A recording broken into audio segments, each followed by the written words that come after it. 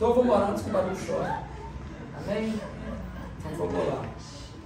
Pai, nós queremos te pedir, em nome de Jesus, clamamos pela tua misericórdia, pelo teu favor, pela tua benevolência sobre o estado do Rio Grande do Sul. Pai, a situação ali não é fácil. Você imagina pessoas que perderam a casa, foi varrida, a casa foi varrida pela correnteza.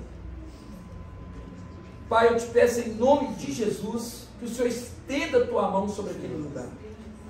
Senhor, eu sei que sempre depois de uma tragédia, há uma reflexão, há uma mudança. Às vezes, Pai, se for necessário que percam tudo neste mundo para preservar a vida para o outro, vale a pena. Pai, a tragédia já aconteceu.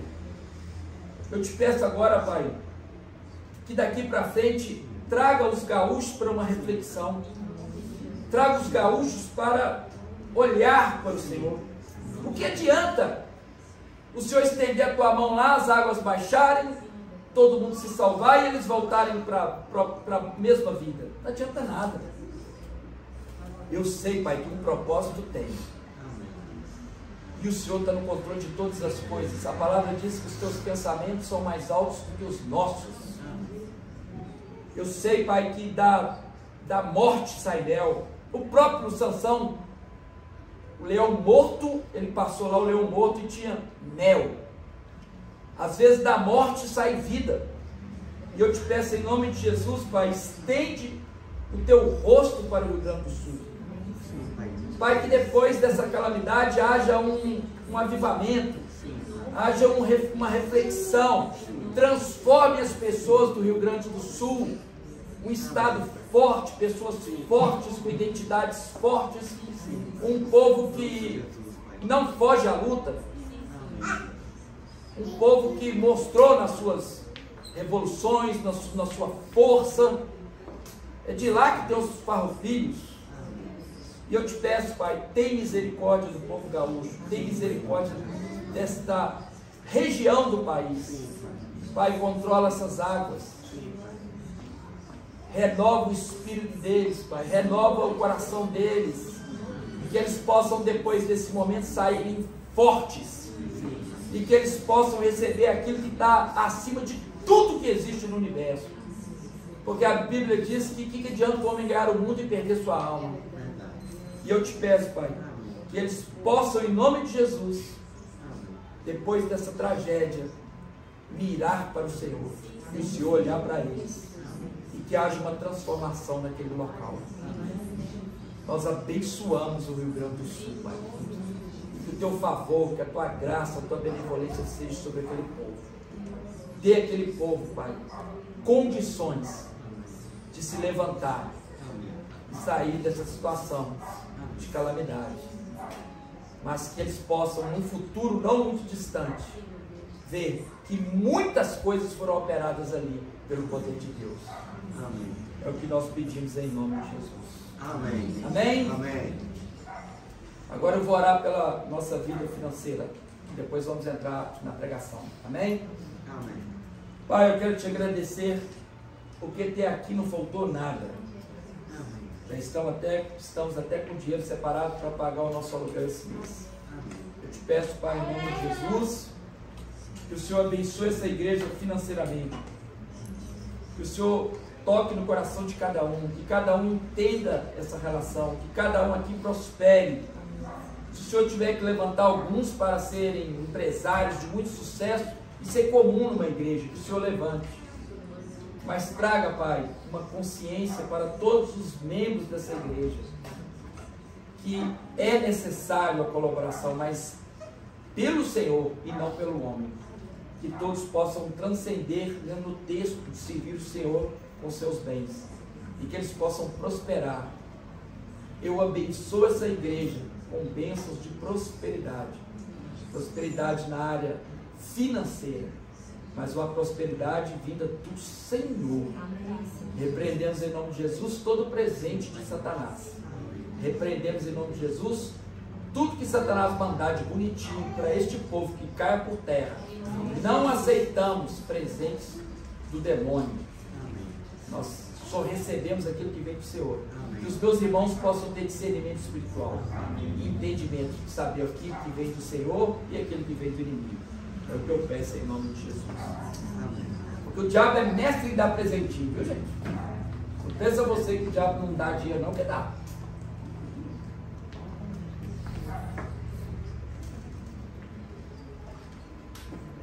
O diabo dá mais presente do que toma. Então, gente, nós vamos entrar hoje num profeta que eu tenho, se eu pudesse, dentro da minha trajetória como pastor, se eu pudesse falar assim, Taz, me fala aí 2 livros que você dominar é impossível, ninguém domina as escrituras, porque as escrituras são infinitas. Mas se eu pudesse falar assim, 2 livros que eu já labutei muito neles, Hebreus e Zacarias. Tá? E o Zacarias é uma coisa absurda. Essa apresentação eu vou mandá-la para vocês, ela ficou muito bonita, e, inclusive para vocês estudarem, né? Que tem período do domínio persa, lá, restauração nacional, retorno do exílio. Isso vai ficar bem bonitinho para vocês, tá? Mas eu quero trazer algo mais profundo para vocês. Por exemplo, aqui mostra que do capítulo, o livro é meio que dividido em 2 partes, tá? Você tem o capítulo 1, o capítulo 8, o capítulo 9 é o capítulo 14. E nesse capítulo do 1 aí até do 8 até o 7 ali, ele tem 8 visões. Aí se você chegar na sua casa assim, abrir e falar, vou ler alguma visão. Tem visão de cavalo, tem visão de carro, tem visão assim de uns ferreiros.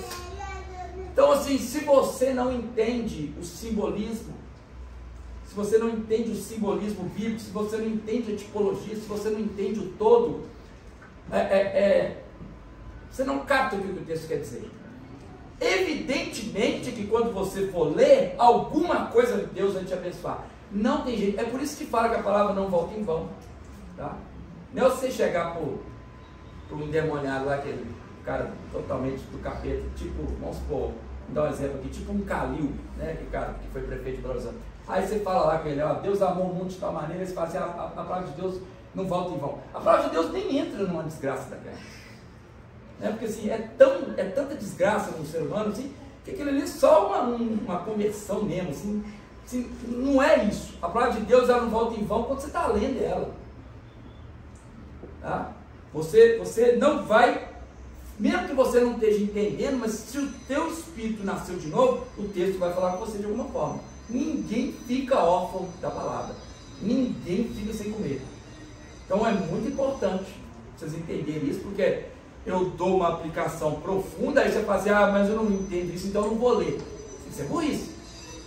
É preciso passar pelo básico, né, para você chegar ao grande. Eu amo fazer exemplos, comparações com a matemática. Você está num Bhaskara, você quer resolver um Bhaskara, você tem as regras lá, B2 menos 4AC, equação de segundo grau. Se você não sabe que menos com menos é mais com menos é menos, se você não sabe que tem que resolver primeiro a divisão, a multiplicação, para depois a soma, a multiplicação, se você não sabe a álgebra básica, você não vai resolver as coisas mais para frente, tá? Então a Bíblia é a mesma coisa. E o Zacarias, ele está num período que ele está junto com esse pessoal que volta do exílio. E o Zacarias está coladinho com o Ageu. O Ageu e eles estão juntos. O ano é 520 a.C. Tá? E o Ageu está ali profetizando, ele está profetizando. Só que o Zacarias é de uma profundidade tão gigante, que ele, como todo profeta, ele fala do momento e do geral. O Zacarias fala do mundo, e o Zacarias tem uma profunda ligação com Cristo, profunda. Escatologia, né, é o estudo dos fins. Apocalipse é escatologia. O livro mais escatológico do Antigo Testamento é Zacarias. O Zacarias é o Apocalipse do Antigo Testamento. O Ezequiel e o Daniel, eles são estudos para você entender o estilo literário de simbologia. Você estuda Daniel e Ezequiel para você entender os símbolos. Por exemplo, você vai entender que chifre é governantes. Você vai entender que o mar é o mundo. Se sai do mar, sai governantes. O mundo é os governos. Você vai entender que o número 10 é coisa dos homens. Então, essa ação simbólica você aprende no Daniel e Ezequiel. Mas, gente, cadê o outro? O outro tripé está ali para Não, pode deixar. a outra ali, gente, para se a senhora ficar com isso na mão, Não tem problema não. só vai cansar a mão. Ajuda ela aí, menina, você que é piscina. Não vou não. Não, só para ficar isso na mão, não. Não vai cansar a senhora, não? Não. Tá bom, acho que está à disposição da senhora. Então, gente, por exemplo, o Daniel 8 fala do carneiro que vai brigar com o bode de um chifre só. Né? Então, assim, se você não entende esse simbolismo, você não vai entender. Porque o bode é Alexandre Grande, o carneiro é Dario III. Por exemplo, aqui no livro, quando começa o livro de Zacarias, o livro de Ageu, no primeiro ano do rei Dario, é o Dario I. Gente, quando você lê Dario na Bíblia, tem 4 Dario. Então, é necessário esse entendimento. Tá? Tem Dario até em Buenos Aires. Aí é o quinto. Né? Eu vou comprar a bandeira a próxima bandeira que eu vou comprar é da Argentina. Porque essa igreja não fica muito tempo sem uma Argentina. Você lembra do Agostinho? Agostinho é massa demais.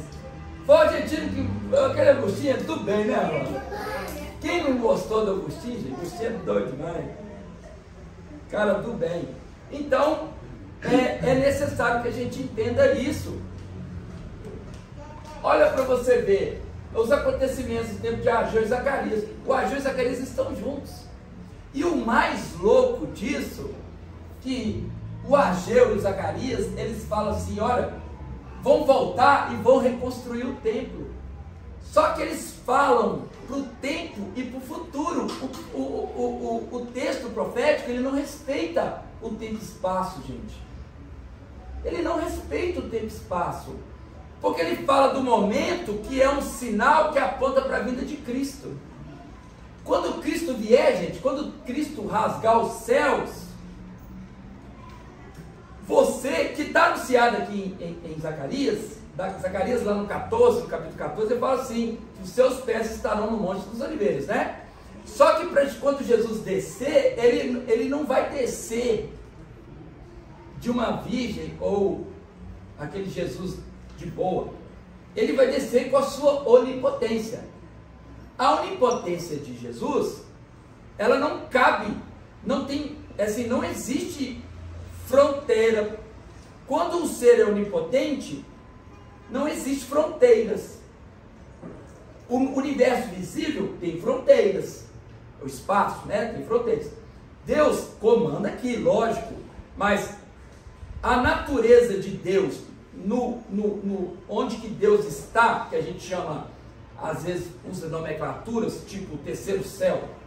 Eu estou usando essa nomenclatura porque o Paulo usou ela. Ele disse lá em 2 Coríntios, conheço um homem que pelo corpo, pelo espírito, não sei, há 14 anos foi ao terceiro céu.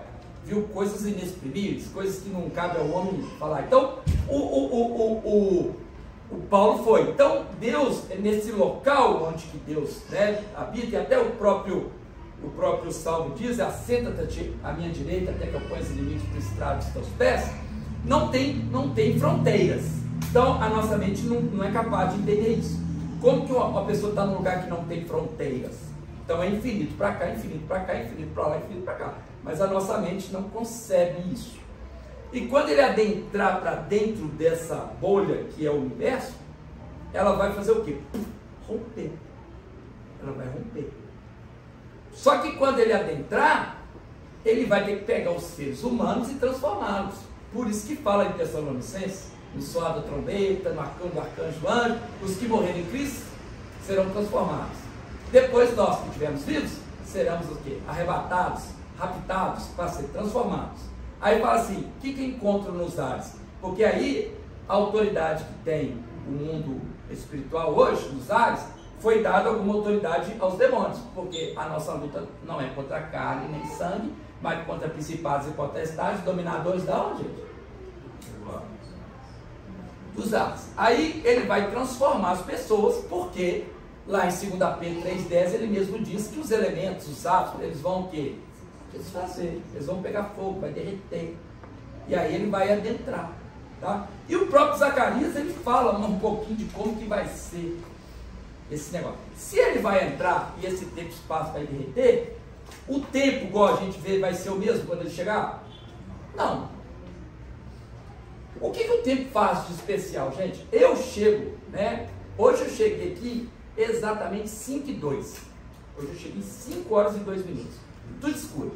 Aí abrindo as coisas, limpando aqui, passando pano, a janela ali, abre a janela, aí o Oriente está lá, né? O sol, quando ele começa a aparecer, fica aquele trem rosa, aqueles negocinhos vermelhinhos, né? Aí até Homero diz assim, né? Que quem que amanhece, né? A aurora. A aurora no mundo mitológico é uma pessoa. Então aqui está o horizonte, o sol vai sair daqui, né? O que o sol faz primeiro? Ele faz assim, ó, ele põe os dedos e põe a cara para fora assim. Aí o Homero fala assim, que quando aquele rosa assim, é os dedos da aurora. Ele fala assim, apontou os dedos rosos da aurora. Então eu vejo até o dia amanhecer. Então eu sei que está amanhecendo eu sei, é dia, olha lá, está clareando. Agora aqui eu sei que estamos próximo do meio-dia, porque a sombra da árvore está muito reta. Então nós estamos próximos do meio-dia.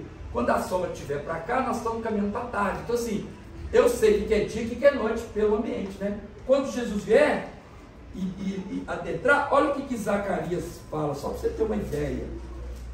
Está no 14, evidente, né?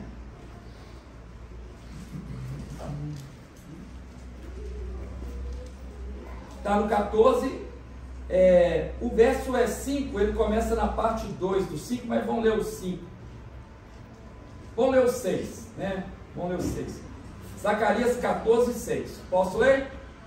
Zacarias 14, 6. Acontecerá naquele dia é o último dia, tá? O dia que Jesus estiver descendo. Naquele dia. Que não haverá luz. A luz chega para nós, vem de onde? Sol. O sol já dançou, porque ele é feito de hidrogênio.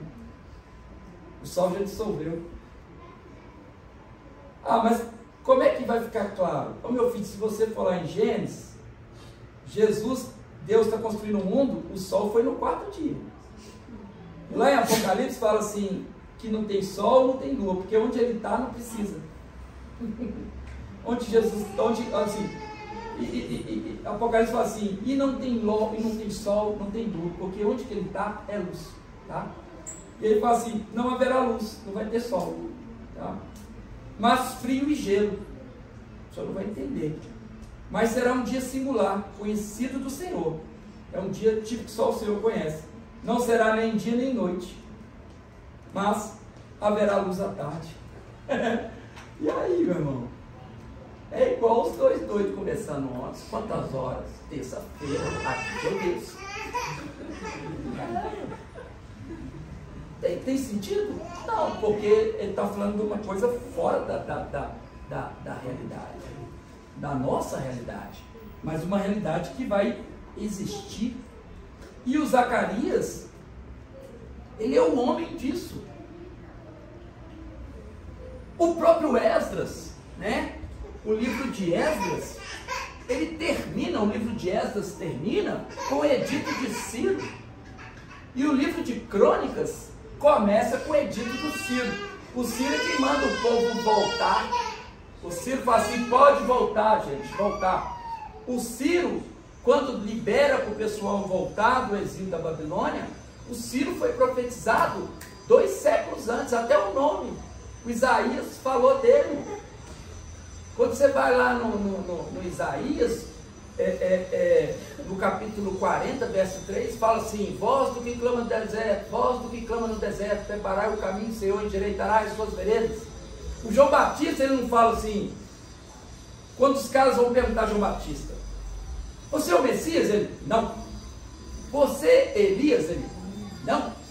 Você é o profeta que Moisés falou lá em Deuteronômio 18:18? Ele falou: não. Aí os caras falaram assim: então nós estamos ferrados, porque nós vamos voltar para Jerusalém sem resposta, e eles vão enquadrar a gente. Você tem que falar alguma coisa, senão a casa vai cair para nós. Aí o Zacarias fala assim: eu sou a voz do que clama no deserto, endireitar os caminhos do Senhor. Esse versículo é para o João Batista, que aponta a vinda do Messias. Não é o precursor de Jesus, não é João Batista? Mas esse versículo está falando de Ciro, que também é um Messias. Só que um Messias o quê? Um Messias humano, um Messias imanente. Ah, tá, você está muito empolgado. Tô não. Faltava 2 séculos, mais de 2 séculos para o Ciro nascer. No capítulo 45, verso 1, diz assim, de Isaías: que direi eu de Ciro, o meu ungido? Ungido é Machia. Aí ele vai falando com ele assim: eu vou na frente dele, vou distingir, vou tirar o cinto dos reis, eu vou na frente dele quebrando as portas de ferro, as trancas de bronze, e vou dar ele os tesouros escondidos, vou dar ele tudo. Vou na frente, o inimigo não vai lutar, ele vai ganhar tudo. Aí quando você vai estudar nos livros de história, ver como que Ciro tomou a Babilônia, o alto comando da Babilônia, do clero, abriu os portões para Ciro tomar a Babilônia e fizeram festa para a chegada de Ciro. Porque Belsassar era um líder, ele era um corregente, né, que o rei era Nabonido, mas estava fora, e o Belsassar era um inconsequente. Belsassar é o que faz a festa e manda trazer os utensílios do templo, né? Aí parece lá o dedo de Deus, ó. Nene, tekel, parcinho, até que está lá no livro lá, no filme do cara lá, ó, o cara, o psiquiatra conversa com o endemoniado lá. Rico e Lázaro, eu lembro. O quê? Rico e Lázaro. É verdade. Kiko e Lázaro. E o Kiko chegou pro Lázaro. Não, quando estava com a missa. Que eu lembro, eu assisti todinho. É, também. Assisti 2019. Até o Alemanha. Esse Filipão é massa demais. Então Ciro, ele vem. Agora preste atenção. O Ciro é imanente. O João Batista está preparando para o transcendente. Então você está vendo que tem uma ligação. Assim, tem um olho aqui, tem um olho aqui, tem um braço aqui, tem um braço aqui, tem uma orelha aqui, tem uma orelha aqui. Tem um pulmão aqui. Né? Tem um rim aqui. Então você está vendo que, ó, tem uma dualidade no corpo. E aí o Ciro é esse que vai preparar o caminho. E o Esdras fala desse dito, o Crônicas fala desse dito. E o próprio Esdras fala lá que os inimigos de Judá e tal. E aí o importante, depois você vai ler isso que eu vou mandar para você, o importante é que tem um ponto, assim, seríssimo na vida desse pessoal, que vem o Esdras, vai vir Neemias, vai vir Ageu, vai vir Zacarias, vai vir um cara muito importante, ó, Zorobabel, porque o Zorobabel é de Judá, ele que vai linkar aquelas gerações, tá? Ele vai linkar a geração de Judá, porque o Messias vai vir de Judá, e eles vão fazer um trabalho importante, um trabalho imanente, que é o quê? Reconstruir o quê, gente, que foi destruído? O templo. Imanente. Olha a obra toda humana, olha a obra que foi construída na terra, aconteceu, foi histórica, apontando para o Messias. E aí eles falam assim, principalmente o Ageu, fala: a glória da segunda casa vai ser muito maior do que a primeira. E tem gente que pega essa frase e cria até ministério, né? De louvor, de adoração. Vai ser retardado lá Eu vi gente usando para casamento. O segundo casamento? Diamante. Aí venceu eu. Aí o caralho, não, esse aí não, você está falando sério? Do segundo casamento? com a amante. Com a amante? É de onde eu penso. Até mesmo uma vez eu vi um funcionário de uma empresa que abandonou a empresa e abriu uma empresa para concorrer com o primeiro patrão. Colocou essa frase, era uma frota de ônibus, colocou a frase na frota de ônibus dele para falar que a empresa dele seria maior do que o patrão. Então, lá em Água Sua O ser humano ele supera qualquer coisa, né? Sabe aquela frase, quando você está no fundo do poço, você acha que está no final e lá tem um porão? Misericórdia. Aí, gente, que é isso? Agora eu surtei. Então, assim, tô bobo. E você estava lá nesse casamento? Não. Nossa, se eu tivesse, eu não ia dar conta. Aí, gente, presta atenção. O Cristo é o templo. Tá? Ele é o templo. Por isso que Jesus falou com os caras assim, olha, eu destruirei o templo e vou reconstruir em 3 dias. E os caras ficaram loucos achando que é o quê? O templo que Herodes construiu. O templo levou 40 e tantos anos para ficar pronto. 46 anos. Ué. E ainda vai destruir tudo. É o que, Elias? Você falou aí? É o barulho.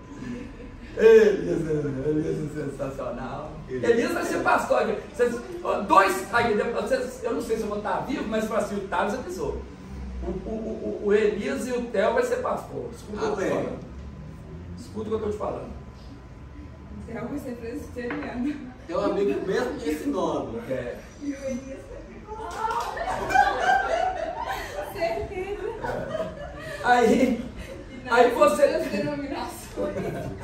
Aí você tem ele sendo o tabernáculo, ele sendo a coisa apontando. Então você veja esses 2 pontos. E eu vou precisar colocar isso para vocês aqui.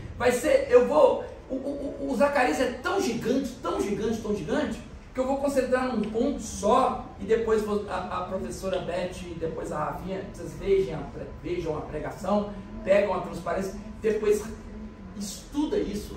Eu vou te dar uma coisa assim, eu vou passar para você uma coisa profunda demais, grande demais, gigante demais. Você não é obrigado a aprender isso hoje, mas leva essa pregação com você, leva na hora que o vídeo ficar pronto, vou mandar para você, estuda isso.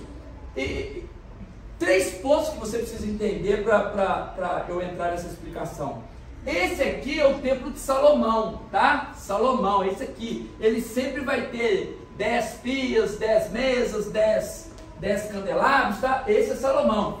Aí, quando o Zorobabel, o pessoal reconstruir, vai ser um mais simples, olha lá. O de Salomão é fácil de identificar porque ele tem essa pilastra aqui, ó. Tem uma outra aqui, essas 2 pilastras. Quem usa muito essas 2 pilastras aí nas suas artes é a maçonaria. Aí depois esse aqui é o de Zorobabel, é o 2º templo. Tanto é que quando inaugurou esse templo, quem era jovem fez festa, quem era mais velho chorava, tá? Então, e depois vai ter isso aqui, que é o do Herodes. O do Herodes não é o 3º templo, é considerado o 2º, porque é uma reforma deste, tá? Não vou entrar em detalhes disso. Quebrou a telinha? Mateus. E tem o templo de Ezequiel. Esse nunca teve na terra, tá? Então presta atenção. O templo de Salomão, depois o de Zorobabel e a grande reforma do Herodes. E esse aqui é o do Ezequiel, que é bastante complicado. Esse nunca teve na terra, tá? E aí você tem as principais mensagens de profecia: reconstrução do templo, purificação espiritual, isso que vocês vão estudar. As visões, que são extremamente simbólicas, tá? O papel de Zacarias na restauração, tá? E essa porta aqui, gente, é a porta dourada, tá? Essa aqui é a porta dourada. O templo, tá? Ele tem... a porta do templo é sempre apontada para o Oriente. E aí existia essa porta lá na época de Cristo, tá? E que depois ela foi reconstruída, tá? Isso aqui os muros de Jerusalém foram reconstruídos no século XVI por um sultão chamado Solimão, o Magnífico, ele era otomano. E aí ele vai reconstruir esse templo, essa porta, e ele vai saber, tá, que aqui era a porta, mas ele vai cimentar ela, tá vendo aqui? Tampou ela. E botou aqui um cemitério. Por quê? Porque tem-se a profecia de que o Messias ia ser rei e sacerdote e entrar por ali, naquela porta, e ganhar o mundo. E o Solimão, por ser muçulmano, ele falou assim: tudo bem, eu vou fechar a porta e vou botar cemitério, porque sacerdote não pisa nesse cemitério, né? Aí o Solimão fez isso, tá? E aí nós temos que entender um ponto, tá? Jesus aqui é o ponto mais importante da pregação hoje, tá? Vou tentar ser o mais sucinto possível, tá? Leva o barulho para lá, que esse momento não pode nem atrapalhar. E é esse momento que o capiroto cutuca os moleques.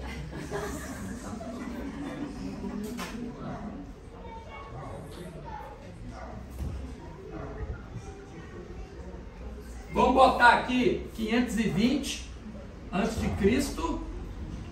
Vamos botar aqui a vida de Cristo, chama parousia. A vida de Cristo, tá? Eu não sei que dia que ela é, tá? Vamos botar aqui o ano zero, tá? O ano zero, tá? Jesus, quando ele começou o ministério dele, num casamento, não foi? O Caná da Galileia. Beleza. Ele transforma água em vinho. É um processo que fermenta ou é mágico? É mágico. Então é fé. É fé. Tá? No Yom Kippur, você tem vários níveis e passos do dia do Yom Kippur, que é o dia do perdão, né? Onde que começa na pia, aqui o altar de sacrifício, né? E aqui o tabernáculo aqui, né? Aqui é o Santo dos Santos, aqui tem o menorá, né? Aqui o menorá, aqui a mesa, aqui o altar de incenso, e aqui dentro tem a arca, não é isso? E aqui é o que, gente? Isso aqui, como é que chama isso aqui? O véu. Então, o sumo sacerdote, ele começava o processo aqui e terminava aqui. O que ele levava lá? O sangue, né? O sangue do cordeiro. Quando Jesus transforma a água em vinho, ele está dando um sinal que ele vai ligar o primeiro ponto ao último. Tanto é que quando, aqui no ano, né, 30, vamos botar 30, aqui 33, tudo depois de Cristo. O que vai acontecer aqui? Ele vai ser crucificado, não é isso? E quando ele é crucificado, o véu o quê? Asa. Ele dá um sinal e cumpre. Concorda comigo? Aí, o Zacarias aqui, no 9, verso 9, capítulo 9, verso 9, ele fala o quê? Eis aí vem montado num jumentinho o seu líder, o seu rei, tal. Ele profetiza. Aí Jesus, antes de morrer, ele vem aqui, ó, e faz isso. É o que chamam de domingo de Ramos, né? E ele monta nesse jumentinho aonde? Lá no Monte das Oliveiras. Ele vem de Betfagé, monta das Oliveiras, fala que o pessoal vai lá e pega o jumentinho. Alguém foi montado no jumentinho? Não. Então é um jumento selvagem.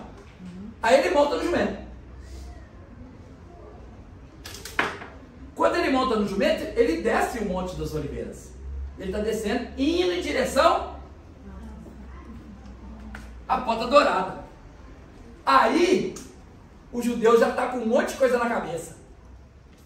Principalmente Ezequiel. Ezequiel fala que ele estava lá na Babilônia e fala assim: eu vi a glória de Deus sair do templo, passar pela Porta Dourada e ir embora. Aí ele fala assim, mais para frente: aí depois eu vi a glória de Deus voltando. voltando pelo Monte das Oliveiras e entrando pela Porta Dourada. E aí o salmista escreve lá no Salmo 128, verso 16, que bendito aquele que vem em nome do Senhor, né? Baruch rabá beshem Adonai. E aí o Cristo vem descendo, o povo começa a gritar o quê? Baruch rabá beshem Adonai. O povo só é o Messias. Aí os fariseus ficam loucos. Assim, meu irmão, manda eles calar a boca. Aí ele fala assim, se eles calar, as pedras vão falar. E aí ele vem e entra na Porta Dourada. Cumprido, Zacarias 9. Pronto, o Messias chegou. O templo está lá, né? Aí quando ele vai tomar, tanto é que o povo forra lá e tudo, ele desce do burro, vai embora, pega uma corda que amarrava boi, dobra ela e sapeca porrada em todo mundo. Tá, chuta a mesa, dá porrada, chuta. Ah, porque ele é bravo? Não, ele está purificando o templo. Simbolicamente. Ele está purificando. Por quê? Ele está dando um sinal de quando ele vai voltar. E Zacarias 12, 2 fala que eu farei de Jerusalém um cálice de estontear para todas as nações da terra. Então todas as nações da terra vão enfrentar quem? Israel. Só que nós temos assim as nações da terra muito simbólicas da seguinte maneira.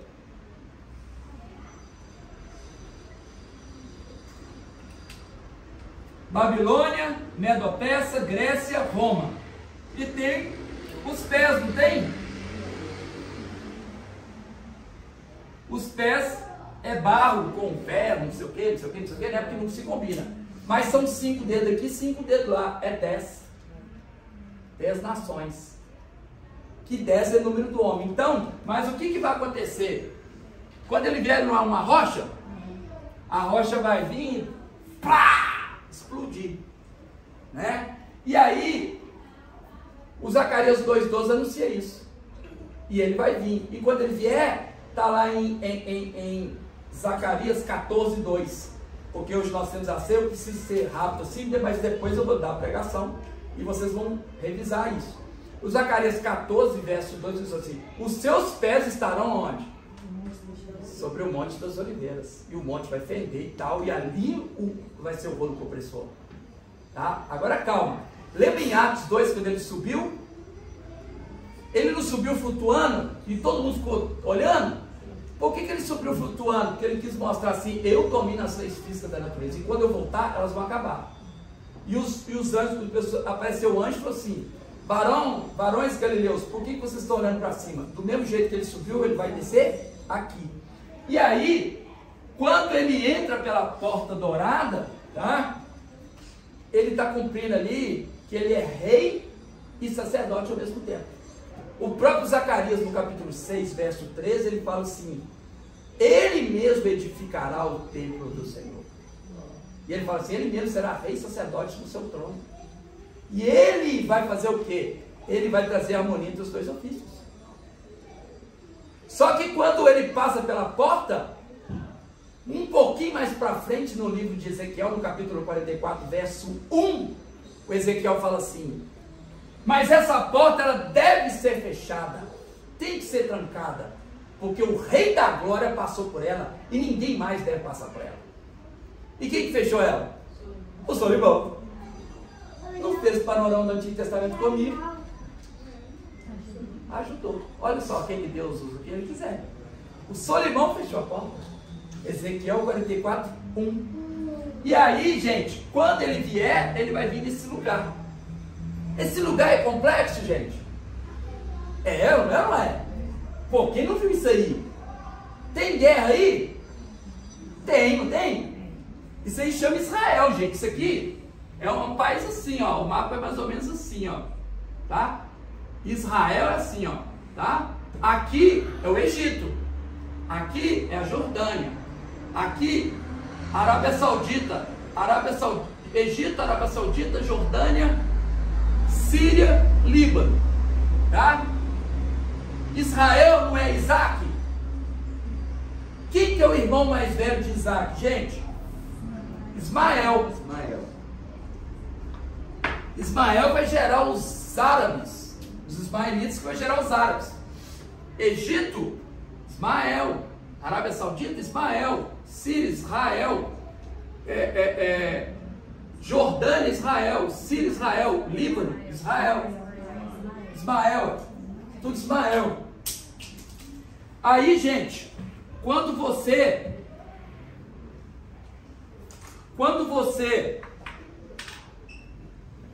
vê que ele vai descer, eu te pergunto, tem paz nesse lugar aí? Não. Alguém conseguiu trazer paz para esse lugar? Não. Quando Agar fugiu de Sara, o anjo apareceu para ela no capítulo 16, não apareceu? De Gênesis.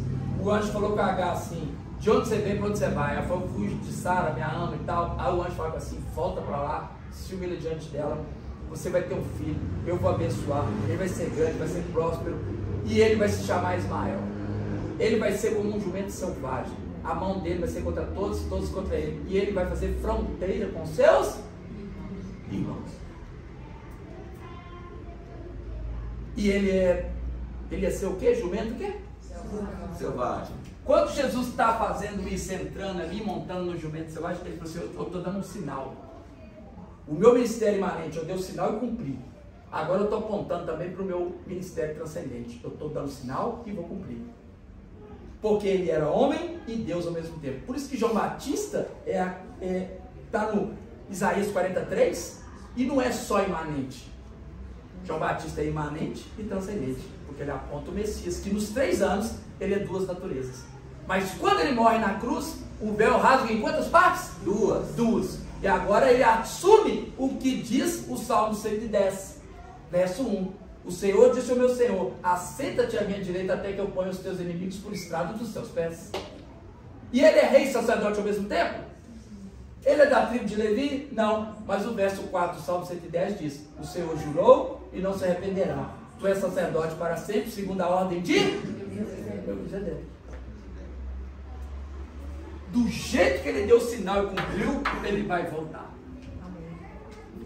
E somente ele vai dominar o jumento selvagem. Está tudo pronto ali nas Escrituras. Só que nós andamos 600 anos, nós passamos por 9 livros, a coisa está em fragmentos. A palavra de Deus é o pequeno e o todo. A palavra de Deus não respeita tempo e espaço. A palavra de Deus, ela transcende o entendimento. E eu botei mais ou menos para vocês entenderem. Alega-te muito, ó filha, e vem, né? 518 ali, ele cumpre lá. 30 depois de Cristo, o próprio João Batista, lá nas bodas do Cordeiro. E as bodas do Cordeiro não é um casamento? Sim. O casamento, ele tem que ser um casamento puro ou tem que ser um casamento incestuoso, um casamento ruim, um casamento adulterado? Tem que ser um casamento bom. Então, quando eles voltam para restaurar Israel, quem que volta? Zorobabel volta? Ageu, Zacarias volta? Não voltam os caras chamados Esdras e Neemias? Qual que é o primeiro passo que se faz na restauração? Botar a casa no lugar, ler a palavra e depois fazer o quê? Separar, acabar com os casamentos. O que foi feito? Divórcio, pum, só divorciando todo mundo. Porque o povo de Israel tinha casado com quem? Com as mulheres da região. Então, quando você voltar para Deus, você seja sábio, tá? Pelo amor de Deus, seja retardado não. Você vai divorciar do mundo, das coisas do mundo, tá? O casamento aí não é homem e mulher, tá? O casamento aí é a sua relação lá, é transcendente. A Bíblia fala de casamento antes de Adão e Eva ter pai e mãe. E o homem largará pai e mãe, se juntará a sua esposa e se tornar uma carne só. Adão não tinha nem pai nem mãe, e muito menos ela. O ministério de Jesus começa num casamento. A vida de Jesus é um casamento. Então, quando ele volta, tem que purificar. Então, como que você tem que estar preparado para a volta de Cristo? Voltar para a palavra, desfazer dos seus casamentos. Você pode estar casado com um monte de coisa: corrupção, idolatria, coisas que eu não preciso ficar citando. Você pode estar. Casamento é aliança. Casamento é aliança. Você tem que romper algumas alianças. Aí eu tenho que voltar para a palavra, eu tenho que romper essas alianças e eu tenho que me purificar. Porque ele vai vir. Agora preste atenção para eu finalizar e a gente ir para a ceia. Quando ele voltar, em casamento, não tem purificação. Casamento não tem purificação. Atenta para isso. O dia do Yom Kippur começa com o quê? Purificação. A água, o bronze, purifica.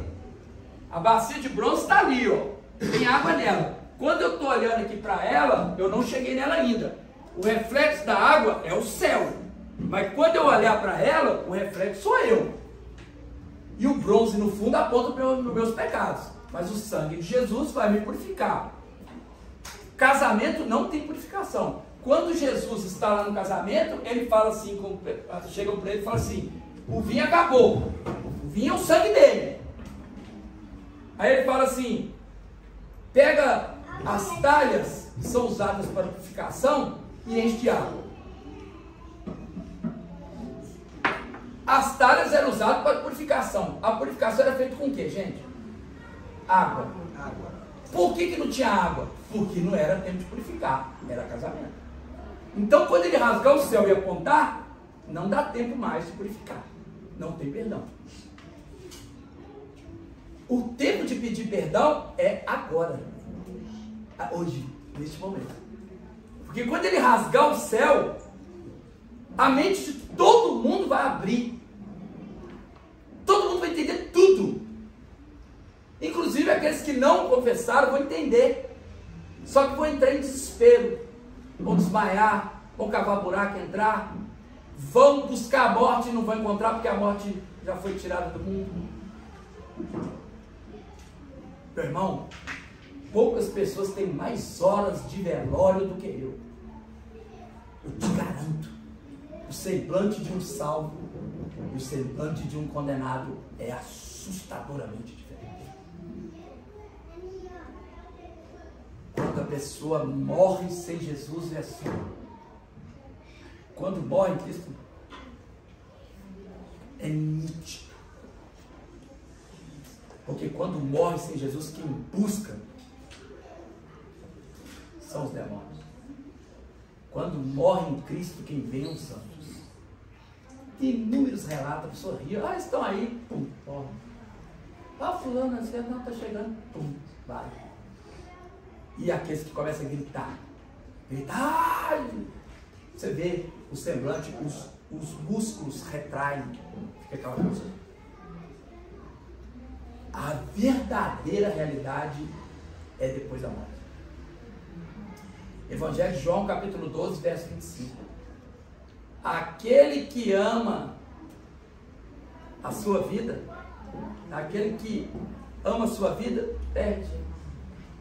Mas aquele que odeia a sua vida, neste mundo, preserva ela para a eternidade. Então, é muito sério isso. É muito sério. E o Zacarias, ele entrega esse pacote completo. Isso é sobrenatural. Tá? Isso é uma coisa assustadora. É uma coisa assustadora. Reveja essas passagens quando chegar o vídeo para vocês. O PowerPoint. Vai lá nas passagens. Leiam, refletem, meditem. Isso é uma das maiores informações que a Bíblia tem. Tá? É extremamente profundo o que eu entreguei a vocês. Obrigação que você tem de entender isso agora, zero. Mas meditar, evoluir isso, sim. Amém? Amém. Então, eu vou orar, finalizando a palavra, e nós vamos entregar aí os elementos. Quem vai entregar vai ser Felipe e Fernando. Fernando e Ivone, Felipe. O Felipe tem que estar participando, porque ele é o titular disso. Amém? Vamos orar então, selando essa palavra. Pai, nós te louvamos porque a tua palavra é viva, é real, ela é mais cortante do que faca de dois gumes. Ela mostra pra gente o passado, o presente e o futuro. A tua palavra, ela não se limita ao tempo e espaço. A tua palavra, ela sonda os nossos corações. A tua palavra transcende o entendimento. A tua palavra é viva e eficaz. E é ela que nos purifica, ela que nos lava. Pai, eu te peço em nome de Jesus que todos os membros dessa igreja possam entender a tua palavra. Que todos os membros dessa igreja possam entender, Pai, que cultura evangélica não salva ninguém. Pai, que viver uma vida diante de propósitos humanos não gera vida pós-morte. Que todos que aqui estão possam entender a plenitude da tua palavra, que eles possam desenvolver, crescer, ser sólidos, fortes, profundos, que a gente possa ser uma igreja que seja relevante na sociedade, que a gente não venha apontar o dedo para ninguém, mas levar a verdade para as pessoas e tirar as máscaras, tirar o embaçamento, tirar aquilo que tem embotado. Nos deu o privilégio, Pai, de sermos usados pelo Senhor para levar a palavra ao próximo. Como a gente viu domingo passado, muitas das vezes a palavra do Senhor está perdida na casa do Senhor. E que a gente possa, igual o rei Josias, rasgar nossas roupas, pegar cinzas e jogar na cabeça, e encontrar a tua palavra na casa do Senhor. Olha, Pai, quantos anos a tua palavra ficou perdida dentro da casa do Senhor? É o que eu te peço, Pai, que a palavra do Senhor não esteja perdida na vida dos meus irmãos. Cele essa palavra no coração deles. Traga para eles fome e sede de conhecer o Senhor. Que eles possam durante a semana meditar e se orientar segundo o que diz a tua palavra. É o que eu peço em nome de Jesus. Amém? Amém.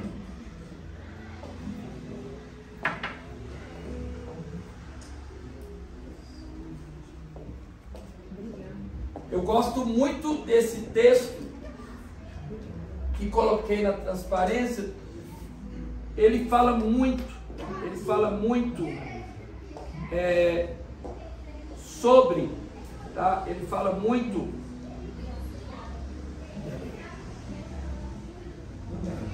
Olha, o negócio caiu no chão, isso aqui veio junto. Não sei o que é.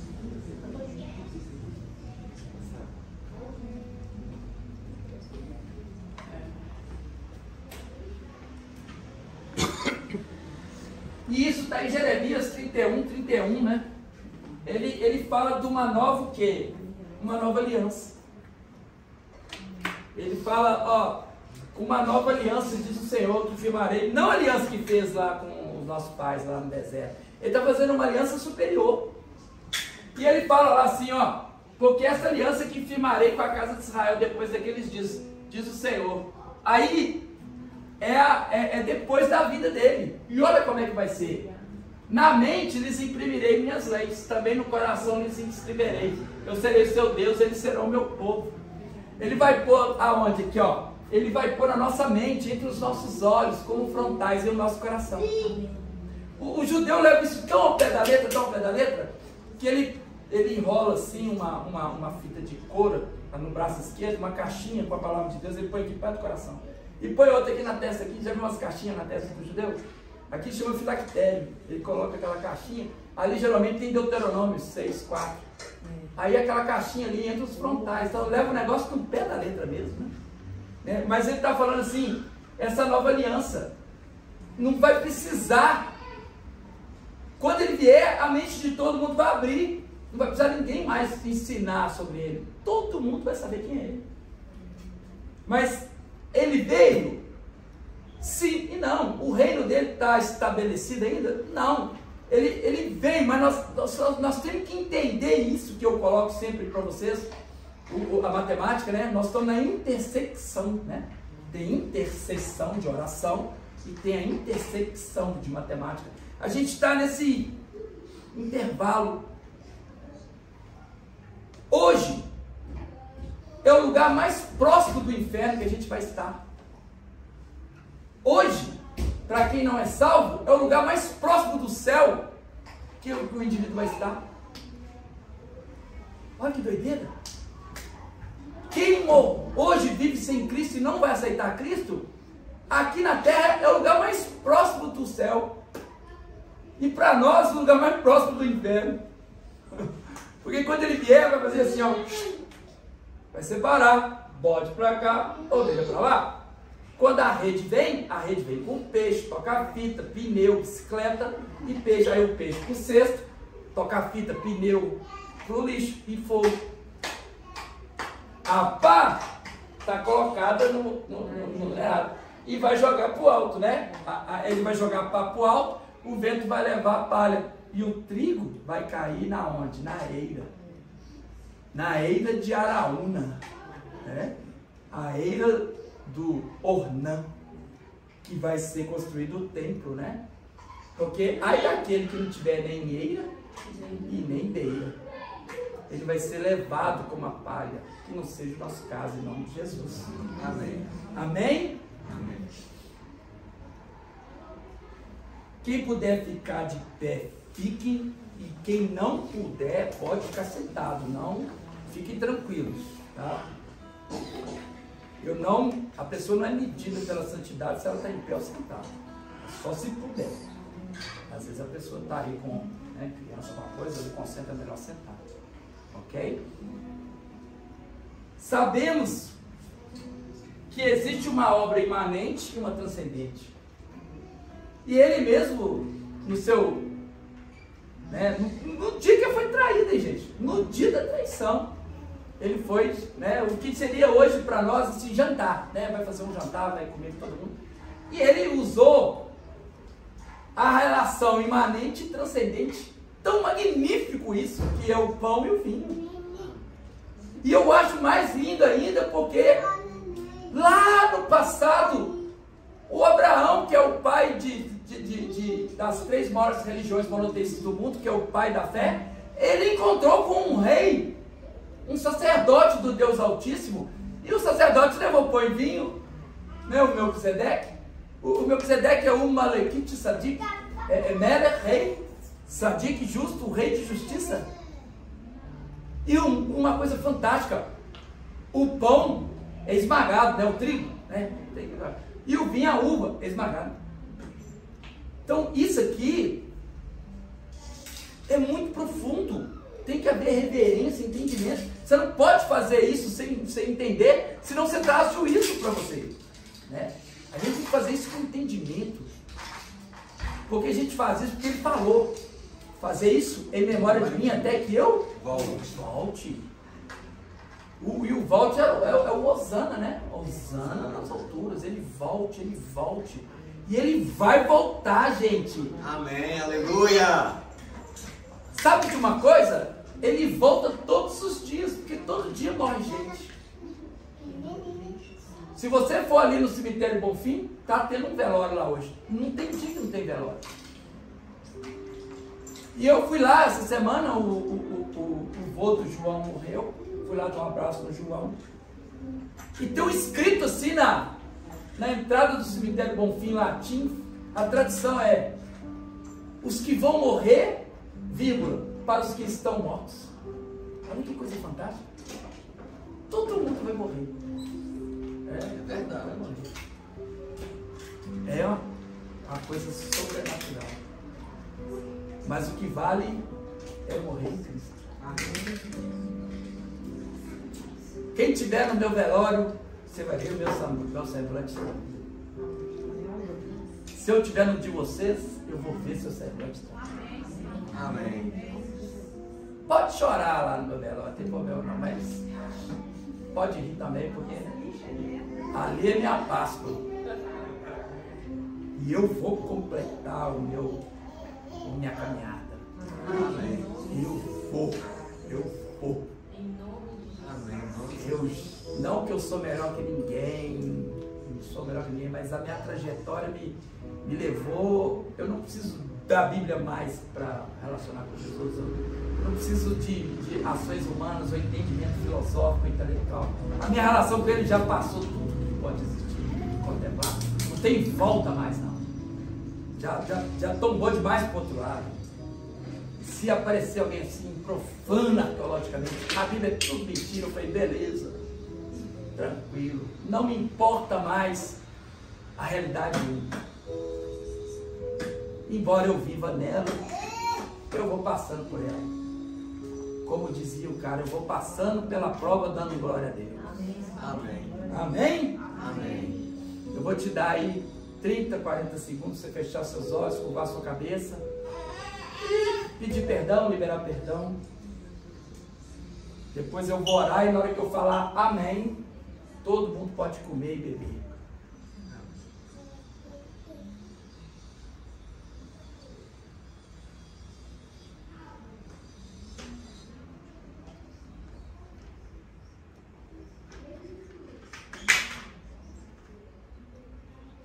Pai, perdoe os meus pecados, as minhas ofensas. Perdoe, Senhor, aqueles que eu ofendi, nem sei. E libero perdão também, Pai. Se tem alguma coisa que eu não perdoo alguém, que o Senhor, pelo Teu Santo Espírito, me incomode para perdoar. Eu quero, Pai, em nome de Jesus, te agradecer por tudo que o Senhor tem feito. Nós cremos na Tua volta, nós cremos que o Senhor retornará. Nós cremos que o Senhor é Deus, tanto dos vivos quanto dos mortos. Nós cremos que o Senhor é soberano. E, Pai, o que nós estamos fazendo aqui é em memória do Senhor. O Senhor disse, na noite que o Senhor foi traído, o Senhor partiu o pão, deu graça e disse, esse é meu corpo. Semelhantemente, o Senhor pegou o cálice, bebeu o vinho e disse, esse é o meu sangue, o sangue da aliança. E nós cremos no seu retorno, nós cremos que o Senhor vai voltar, e nós fazemos isso agora em memória do Senhor, porque embora nós sejamos humanos e temos nossas mazelas, nossas dificuldades, no coração, no interior do nosso coração, nós te amamos, e nós, Pai, somos muito felizes porque o Senhor nos escolheu e nos trouxe. A palavra diz que o homem não pode nem querer ou efetuar se não for pelo Senhor. Obrigado, Pai. Eu nunca vou entender o nascimento, o novo nascimento. Eu nunca vou entender a soteriologia. Mas eu te agradeço porque esse mistério me alcançou. E eu te louvo por todos que estão aqui. E nós colocamos as nossas vidas diante do Senhor. E fazemos isso, Pai, em memória do Senhor. Comamos e bebamos.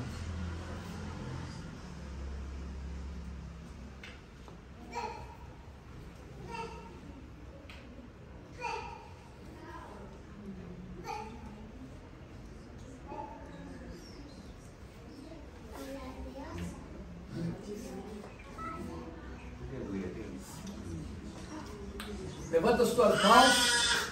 Pai, eu abençoo essa igreja e peço em nome de Jesus que o Senhor derrame a tua graça, o teu favor, a tua benevolência. Eu repreendo em nome de Jesus toda ação de Satanás contra a vida deles. Que essa semana, Senhor, o inimigo não alcance nenhum deles. Senhor, coloque os teus anjos ao redor dessa igreja e desses membros. Senhor, que eles andem com as suas mentes apontadas para o Senhor. Senhor, coloca a visão do Senhor neles, coloca as palavras do Senhor na boca deles, que o ouvido deles esteja atento para o que o Senhor falar e não o inimigo. Guarde eles, Pai, que eles tenham uma semana de vitória, uma semana de paz, uma semana de bênçãos e reconhecimento do Senhor. Colocamos o Rio Grande do Sul diante de Ti, que o Senhor abençoe esse estado, que o Senhor tenha misericórdia desse estado, e que nós possamos, Pai, como igreja, ser aprovados pelo Senhor. É o que eu peço, em nome de Jesus. Amém? Amém. Deus abençoe vocês aí. Enfrenta lá aquele macarrão e maionese. Pode falar à vontade, Elias. Joga os brinquedos. Pode jogar os carrinhos ali.